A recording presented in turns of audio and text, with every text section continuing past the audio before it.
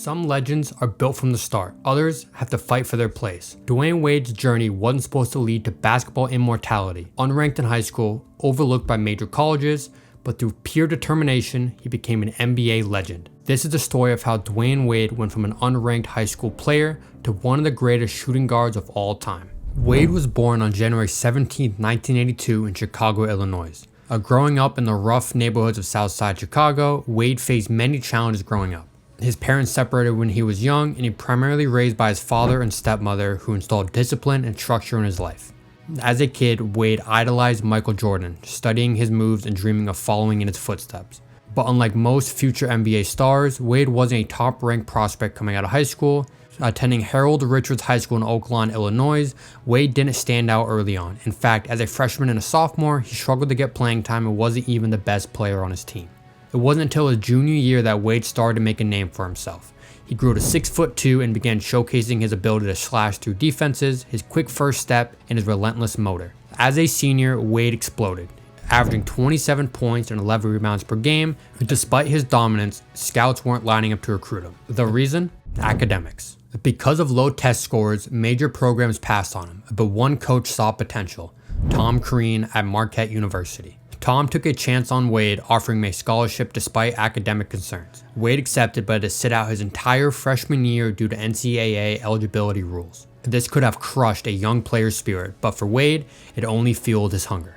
When Wade finally hit the court for Marquette as a sophomore, he was ready to prove himself, and that's exactly what he did. In his first season, he averaged 17 points per game, showing flashes of explosive scoring ability. And by his junior year, Wade had transformed into one of the most best players in college basketball, averaging 21.5 points, 6 rebounds, and 4 assists per game, leading Marquette to an incredible 27-6 record. But it was the 2003 NCAA tournament that made Wade a household name. Facing the heavily favored Kentucky Wildcats in the Elite Eight, Wade delivered a legendary performance. 29 points, 11 rebounds, and 11 assists. A triple-double against a powerhouse program. This game put Wade on the national stage, and NBA scouts took notice. After his breakout season, Wade declared for the 2003 NBA draft, joining one of the most stacked draft classes ever, alongside LeBron James, Carmelo Anthony, and Chris Bosh. Despite the talent pool, the Miami Heat saw something special in Wade, selecting him with the 5th overall pick. He had made it to the NBA, but his journey was far from over. Now, before continuing with the video, if you could take a second to hit that subscribe button, it would be greatly appreciated. Now back to the video. In a draft class headlined by LeBron James and Carmelo Anthony, Wade wasn't supposed to be the guy. But from the moment he stepped on the NBA court, he made it clear Miami had found something special. Now, coming off an abysmal 25-win season, the Heat needed a spark. They had no true superstar, no dominant scorer, just a young, hungry team. Wade, he was ready to change that. He wasted no time making an impact. In his first ever NBA game, he dropped 18 points, 4 rebounds, and 4 assists against the Allen Iverson-led 76ers. And just like that, Miami had a new franchise player in the making. Unlike LeBron and Carmelo, who had clear positions from day one, Wade was thrown into the fire as Miami's point guard. But that only made him more dangerous. At the combination of his quick first step and his insane body control, defenders could not stay in front of him. And by the end of the regular season, Wade was putting up 16 points, 4.5 assists, and 4 rebounds a game, shooting an efficient 46% from the field. Not bad for a guy who was supposed to be a raw prospect coming into the league. But if you really want to know when Wade arrived, look no further than the playoffs. In Game 1 against the Hornets, with the game on the line, the rookie had ice in his veins. Wade out in front. Game 1 will be decided right here. Wade puts it up. It's good! Yeah, baby! That's right, first ever playoff game, first ever game winner. That's just different. Wade didn't just survive the playoffs, he thrived. He led Miami past New Orleans, averaging 18 a game, and gave the top-seeded Pacers all they could handle in round 2. And by the time his rookie year was over, Wade was an NBA all-rookie first-team selection and had already established himself as that guy in Miami. And the best part, he was just getting started. If you thought Wade's rookie year was impressive, his second year, that's when he really took off. More points, more highlights, and a deep playoff run with a brand new superstar teammate. The summer of 2004 changed everything. The Miami Heat pulled off one of the biggest trades in NBA history, landing Shaquille O'Neal from the Lakers. Suddenly, Wade wasn't just a promising young star, he was leading a championship contender. And Wade's numbers skyrocketed. He went from 16 points per game as a rookie to 24 in his second season, adding 6 assists and 5 rebounds and nearly 2 steals a night. And he wasn't just a young star anymore, he was an elite player. He had the league on notice. Crazy athletic finishes, clutch plays, and a mid-range jumper that kept getting better. And by the end of the season, Wade was a first-time All-Star. Wade followed an incredible regular season while putting on a show in the postseason. Averaging 27 a game and leading the Heat all the way to the Eastern Conference Finals, he dominated Washington and went toe-to-toe with defending champs Detroit Pistons. Unfortunately, injuries slowed him down in the final 2 games, and the Heat fell short of the NBA Finals. But even in defeat, one thing was clear: Dwyane Wade had arrived. Coming off an impressive sophomore year, D. Wade was already a problem, but in year 3, he became unstoppable. With Shaquille O'Neal still in his prime and new additions like Gary Payton and Antoine Walker, the Miami Heat were officially in championship or bust mode. Wade averaged over 27 points per game, adding nearly 7 assists, and continued his dominance in the clutch. His ability to slash through defenses and finish through contact was elite. He made his second straight All-Star team and even finished 6th in MVP voting, but his best work, that was still to come. The Miami Heat entered the playoffs as legit contenders, and Wade made sure they played like it. They knocked off the Bulls in 6 games, took out Vince Carter and the Nets in 5, and then faced the biggest test yet, the Detroit Pistons. Detroit had eliminated Miami in the year before, but this time, Wade cooked them. He dropped 36 points in Game 6 to send the defending Eastern Conference champs home. The Heat were headed to the NBA Finals in just his 3rd year, but nobody was ready for what Wade was about to do next. The Heat started the finals in disaster mode. Dirk Nowitzki and the Dallas Mavericks dominated the first 2 games, and suddenly Miami was down 0-2. No team had ever come back from the deficit in the finals without home court advantage. But then, Wade happened. And with Miami's season on the line, Wade put up 42 points and 13 rebounds in Game 3, leading the Heat to a comeback win. And then in Game 4, another 36 points. Game 5, 43 points, including clutch free throws in overtime. And to close it out in Game 6, Wade dropped 36 points, securing Miami's first ever championship. Across the last 4 games, Wade averaged 39.3 points per game and became the 5th youngest player to ever win Finals MVP, and he put on one of the greatest Finals performances in NBA history. Miami was officially on the top of the basketball world, and the Flash had arrived. After leading the Heat to their first title, Wade was expected to take Miami back to the Finals. And early in the season, he was balling, averaging 27 points, 7.5 assists, and 5 rebounds per game, making his 3rd straight All-Star team. But then, injuries hit. In February of 2007, Wade suffered a dislocated shoulder, forcing him to miss 23 games. He returned just before the playoffs, but the Heat were a shell of themselves. Miami got swept by the Bulls in the first round, and just like that, the defending champs were out. Wade still averaged 23 points in the series, but it was clear. His body began to break down. And the worst was yet to come. If 2007 was rough, 2008 was a disaster. Wade started the season dealing with knee problems, and Miami just collapsed. The team won only 15 games, which was the worst record in the NBA. And midway through the season, Miami traded Shaquille O'Neal, officially ending the championship era. Wade played just 51 games, and by March, the team shut him down to recover from surgery. And just 2 years after winning the title, the Heat were the worst team in the league. At this point, people started asking questions. Was Dwyane Wade done? Injuries had taken a toll, and some thought he'd never return to superstar form. But Wade, he had other plans. Now, before the next season, Wade got a second chance to prove himself on a world stage. He joined Team USA at the Beijing Olympics, and let me tell you, the Flash was back. Wade came off the bench, but he led the team in scoring. 16 points per game on an insane 67% shooting, and he was dominant, explosive, and most importantly, healthy. The USA won gold, and Wade was ready to take the momentum back into the NBA. And the 2008-2009 season, that was prime Dwyane Wade. This man went absolutely nuclear. He averaged a career-high 30 points per game, led the league in scoring, and carried a young Miami team to the playoffs. But it wasn't just about the numbers. It was how he did it. He had 13 games of 40-plus points, and he had a 50-point game. And do you remember this? Summers, Wade with a steal, with 2. Wade puts it up for the win. Yeah, baby! He did it! He did it! Dwyane Wade with the steal and the game winner! An MVP caliber season. Insane performances, and became the first ever player to record 2,000 points, 500 assists, 150 steals, and 100 blocks in a season. Wade finished 3rd in MVP voting behind LeBron and Kobe, but make no mistake, he was the best player in the NBA that season. However, in the playoffs, they were beat by the Atlanta Hawks in the first round, ending a season of disappointment. But coming into the following season, Wade had something to prove. The Heat hadn't made any big moves in the offseason, but Wade didn't care. He was ready to put the team on his back once again. From the jump, Wade reminded everyone why he's one of the best players in the world. He averaged 27 points, 6.5 assists, 5 rebounds, and almost 2 steals a game, leading Miami in almost every major statistical category.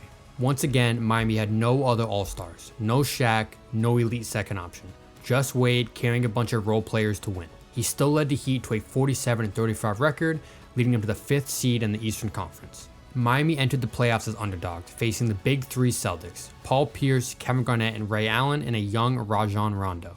And let's just take a minute to be real. Wade had zero help, but that didn't stop him from putting on a show. In Game 4, Wade went full superhero mode. He dropped 46 points and single-handedly kept Miami alive. But the truth was, he was fighting in a losing battle. The Celtics had too much firepower, and the Miami Heat lost in 5 games. This season proved one thing: Wade needed help. He had given everything to Miami, but if he wanted another ring, something had to change.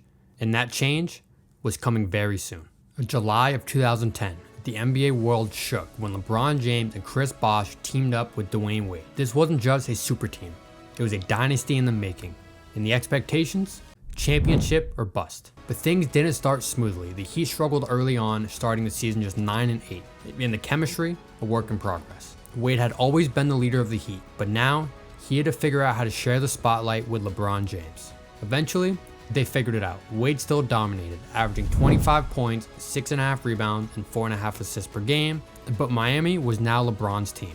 The Heat finished with a record of 58-24 and made it to the NBA Finals in their first season together. Then, a disaster. The Heat faced Dirk Nowitzki and the Dallas Mavericks, and after taking a 2-1 series lead, they collapsed. LeBron struggled, and Miami lost in 6 games. This was one of the biggest failures in NBA history. But while the world criticized LeBron, Wade knew what had to change. After the finals loss, Wade made a crucial decision. He told LeBron, "This is your team." Wade sacrificed being the #1 option so LeBron could fully take over, and that move changed everything. Wade's numbers dropped, but Miami was even more dominant that year. While the Heat finished with a record of 46-20 in the locked-out shortened season, and this time they were ready for the playoffs. And when Miami faced elimination in the second round against Indiana, Wade dropped 41 points in Game 6, proving he could still take over when needed. And in the NBA Finals, Wade played his role to perfection, averaging 23 points, 6 rebounds, and 5 assists as Miami beat the Oklahoma City Thunder in just 5 games. And for the first time since 2006, D. Wade was a champion again. And if 2012 was great, 2013 was even better. Wade battled injuries, but he was still elite, averaging 21 points, 5 assists, and 5 rebounds, while Miami went on a 27-game win streak, the second longest in NBA history. The Heat dominated in the regular season, but the playoffs, they weren't easy. In the Eastern Conference Finals, Miami needed 7 games to beat the Pacers. Wade wasn't as dominant as before, but he came up clutch when it mattered. Then came the 2013 Finals, one of the greatest series in NBA history. When Miami was down 2-1 in the Finals versus Spurs, Wade turned back the clock. He dropped 32 points in Game 4 in a legendary Game 6 comeback in a gritty Game 7 win. Wade was a 3-time champion, and Miami officially became a dynasty. But by the following season, the injuries were catching up. Wade was still effective, averaging 19 points per game on 55% shooting, but he missed 28 games due to knee problems. The Heat still dominated the East, but Wade was no longer the same player. Miami made their 4th straight finals, but the Spurs exposed their weakness. Wade looked slow, and Miami got destroyed in 5 games. And the dynasty was over. That summer, LeBron left Miami to return to Cleveland, and just like that, the Big Three era was done. Entering the following season, Miami lost its best player, but Wade was ready to remind the world that the franchise was still his. At 33 years old, Wade wasn't the same dominant force, but he could still get buckets. He averaged 21.5 points per game, proving he was still one of the league's best scorers. But without LeBron, the Heat were a mess. Chris Bosh was supposed to step up and be Wade's new co-star, but just 44 games into the season, he was diagnosed with blood clots in his lungs and had to sit out the rest of the year. With Bosh out, the Heat relied on Wade to carry them, but his body wasn't able. He had battled hamstring injuries and missed 20 games, and Miami fell apart without a second star. Even after trading for Goran Dragic, the team finished with a 37-45 record, missing the playoffs for the first time since 2008. The Heat were no longer contenders, but Wade was still a problem. He had multiple 30-plus point games, including a 32-point revenge game against LeBron and the Cavs. Despite missing the playoffs, Wade wasn't done yet. He had one last goal: to bring Miami back to the postseason. Heading in the 2015-16 season, Wade was on a mission. Miami had reloaded, Bosh was back, Dragic was running the offense, and they added a new weapon, a young, athletic big man named Hassan Whiteside. At 34 years old, Wade's numbers dipped slightly, averaging 19 points, 4.5 assists, and 4 rebounds, but he was still Miami's go-to guy in the clutch. The Heat finished with a 48-34 record, clinching the 3rd seed in the East, and just like that, Wade was back in the playoffs. In Miami's first-round matchup, the Charlotte Hornets, and when the Heat needed him the most, Wade delivered. In Game 6, down 3-2 in the series, Wade turned back the clock, scoring 23 points, including 2 massive clutch shots in the final minutes. Miami won, forcing a Game 7. And in Game 7, Wade and the Heat took care of business, blowing out Charlotte to advance to the second round. And next up, the Toronto Raptors. And once again, Wade showed he was built for the playoffs. He dropped 30 points in Game 4, hitting a clutch 3 to force overtime and kept Miami in the series. But eventually, the Heat ran out of gas.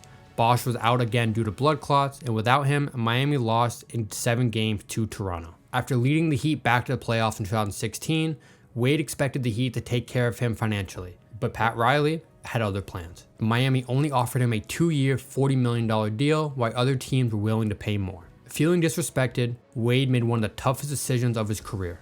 Leaving the only team he ever knew, he signed a 2-year, $47 million deal with his hometown team, the Chicago Bulls. And just like that, the Flash was back to where it all started, rocking the number 3 for the team he grew up watching. And on paper, the Bulls had a squad. Wade joined forces with Jimmy Butler, an emerging superstar, and Rajon Rondo, an elite playmaker. And the sports media called them the 3 Alphas, a group of veterans built for the playoffs. And at 35 years old, Wade wasn't the same dominant scorer from his Miami days, but he could still get buckets, averaging 18 points, 4.5 rebounds, and 4 assists per game. Wade brought a veteran presence in clutch shot making, but from the start, there were issues. The biggest problem? Chemistry. The 3 Alphas had no spacing. None of them were great 3-point shooters, and the offense was clunky, and the Bulls struggled to find their rhythm. And by mid-season, the tension had boiled over. After a tough loss, Wade and Butler publicly called out their young teammates and questioned their effort and commitment. But instead of rallying the team, this backfired. Rondo fired back on Instagram, saying the young guys were not the problem, that in fact, it was Wade and Butler's leadership. Despite all the drama, the Bulls finished with a 41-41 record, barely making the playoffs as the 8th seed. And their reward? A first-round matchup against the number 1 seeded Boston Celtics. But then, something crazy happened. Wade, Butler, and Rondo shocked the world, stealing the first 2 games in Boston. Now the Bulls had a 2-0 lead and looked like an upset was brewing. Wade was balling, putting up 22 points in Game 2, hitting clutch shots, and looked like vintage Flash. But then, the momentum shifted. Rondo fractured his thumb, and without their floor general, the Bulls collapsed. They lost 4 straight games, blowing their 2-0 lead and getting eliminated in 6 games. After one drama-filled season, Wade had a decision to make: stay in Chicago or move on. But with Butler getting traded to Minnesota, the Bulls entered a rebuild, and it was clear his time in Chicago was over. And in September of 2017, Wade agreed to a buyout with the Bulls, giving up $8 million to become a free agent. Wade then took a veteran minimum to join LeBron James and the Cleveland Cavaliers, hoping to chase just one more ring. But from the start, it just didn't feel right. At 36 years old, Wade wasn't the dominant superstar he once was, but he could still hoop, averaging 11 points, 4 rebounds, and 3.5 assists per game while coming off the bench. He even had some vintage moments. But Cleveland's locker room? A complete mess. The Cavs were struggling, and with so many new faces, the chemistry was off. Wade used to be the guy, but in Cleveland, he was just another role player. And by February, Cleveland was falling apart. The Cavs were 4th in the East, and they weren't playing like contenders. And the front office needed a shakeup. And February 8th of 2018, they made a shocking move, trading 6 players at the deadline, including Dwyane Wade. But here's the twist. LeBron and the Cavs didn't just trade Wade anywhere. They sent him back to where he belongs, Miami. After nearly 2 years away, Wade was finally back in South Beach. And the moment he stepped onto the court, Miami fans let him know just how much he was missed.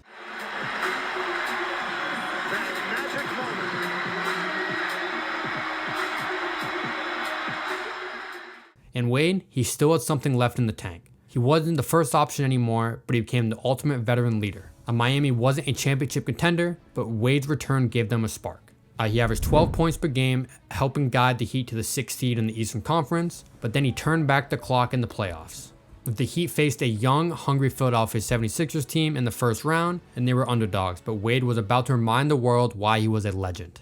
In Game 2, Wade put on a masterclass. 28 points, clutch buckets, dagger shots. He single-handedly won that game for Miami. It was vintage D Wade, but unfortunately, the magic didn't last. The Sixers were too talented, and Miami lost the series in just 5 games. And after that season, Wade had a decision to make: retire or give the NBA one final season. And for months, nobody knew what he would do. But in September 2018, he made it official. Wade announced his farewell season, calling it one last dance. And just like that, the final ride began.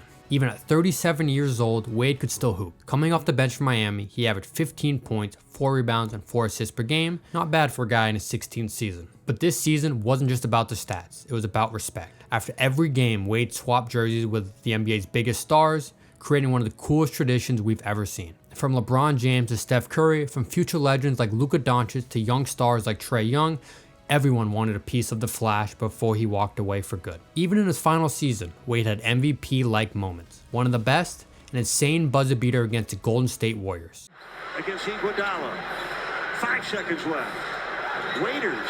Back to Dwyane. Shoots. No, he couldn't get it off. Now fires it up. Back it in. It counts. And on April 9th, 2019, Dwyane Wade steps onto the Miami Heat floor for one final time. The crowd, electric. The atmosphere, unreal. This was his city, his team, and his moment. And Wade didn't disappoint. He dropped 30 points in front of his home fans, leaving everything on the floor one last time. And after the game, he took the mic and gave Miami one last message. On April 10th, 2019, Wade's final NBA game. The Heat faced the Brooklyn Nets, and all eyes were on the Flash one last time. Even Wade's closest friends, LeBron James, Chris Paul, and Carmelo Anthony, were courtside, watching history unfold. And Wade went out in style, a triple-double in his final game, 25 points, 11 rebounds, 10 assists. The perfect ending for a basketball legend.